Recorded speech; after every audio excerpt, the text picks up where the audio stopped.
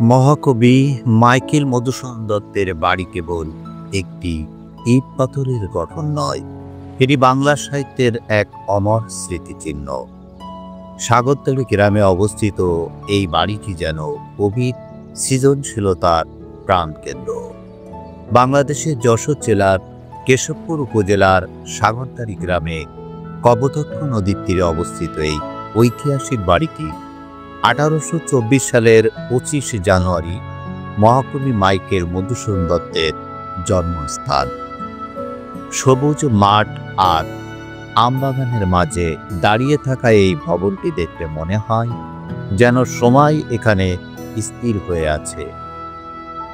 বাড়ির লাল ইটের দেয়াল, কাঠের খিলান এবং উঁচু ছাদ বাংলার প্রাচীন স্থাপত্যের সাক্ষ্য বহন করে।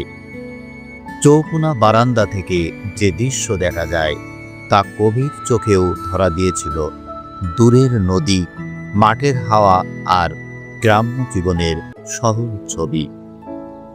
এই বাড়ির প্রতিটি কোণে মধুসূদনের কিশোর দিনগুলোর ছাপ লেগে আছে।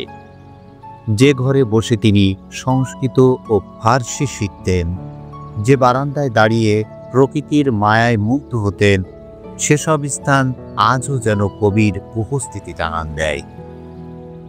বাড়ির সামনের উঠানে দাঁড়ালে কল্পনায় ভেসে ওঠে এক তরুণ মধুসূদন, যে বাংলার মাটি ছেড়ে দূর বিদেশে পাড়ি দিয়েও শেষ পর্যন্ত ফিরে এসেছিল মাতৃভাষার কোলেই। এই বাড়ি শুধু তার শৈশব কৈশোরের সাক্ষী নয়, এটি বাংলা সাহিত্যের নবজাগরণেরও এক গৌরবময় নিদর্শন। আজ এই বাড়িটি জাদুঘরে পরিণত হয়েছে, যেখানে কবির ব্যবহৃত জিনিসপত্র, পাণ্ডুলিপি, ছবি সযত্নে সংরক্ষিত আছে।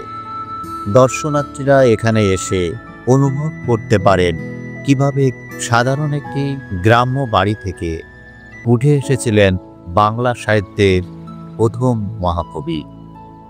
মাইকেল মধুসূদন দত্তের স্মৃতিধন্য এই পৈতৃক বাড়িটায় শুধু একটি স্থাপনা নয়, এটি এক অবিনশ্বর কাব্যস্মৃতি। এখানে এলে বোঝা যায় বাংলা সাহিত্যের প্রথম আধুনিক কবির হৃদয়ের গভীর থেকে উঠে আসা সেই অমর বাণী, আমি বাঙালি, বাংলা আমার প্রাণ।